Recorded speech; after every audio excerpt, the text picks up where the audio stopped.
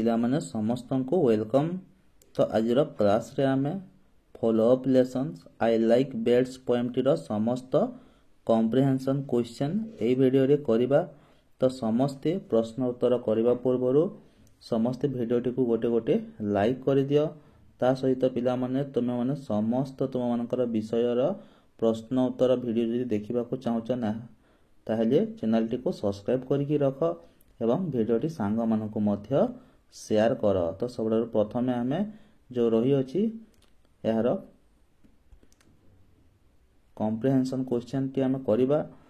तो देखि पारथबो प्रथम प्रश्न टी पचारिछि हाउ डू बर्ड्स हैंग बादुड़ी माने किपरि झुलु थांती।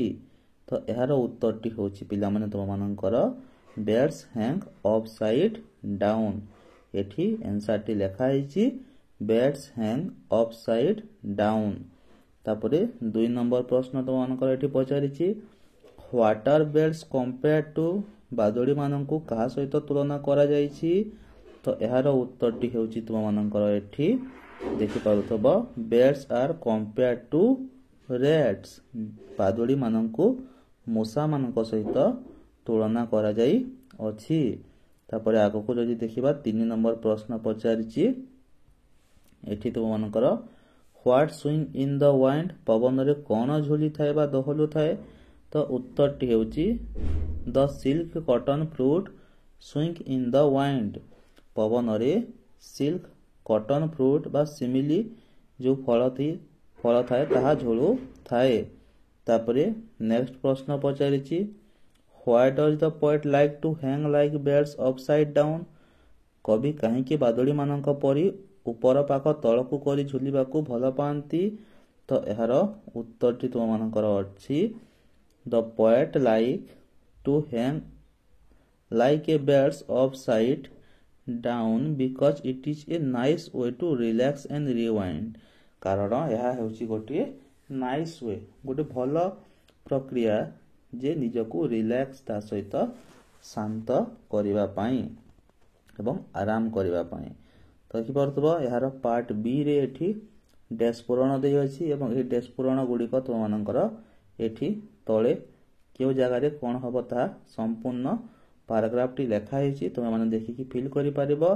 तो प्रथमे द पोएट डैश अछि तो ए जगह रे हबो द पोएट लाइक ए जगह रे हबो to see birds they are hanging upside down।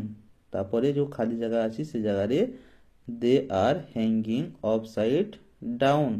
तो मु तळे जो जगह रे तो मानकर अंडरलाइन करछि सेटा तो मानकर डैश पूरण रे रहिबो। तापरे birds hang like red and like silk cotton fruit swinging in wind।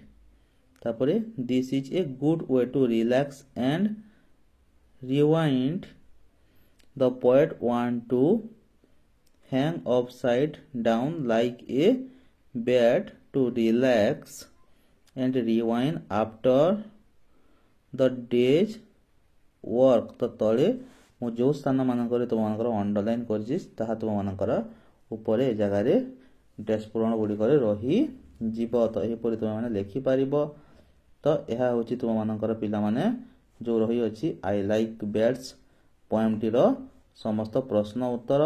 तो तुम माने जदि अलगा समस्त पाठ गुड़िकर प्रश्न उत्तर देखा चाहूच ताहले वीडियो को गोटे लाइक करिकी चैनल टी को सब्सक्राइब करके रख जहा द्वारा समस्त प्रश्न उत्तर वीडियो गुड़िक तुम यही चैनल रे पाई परिबो। धन्यवाद।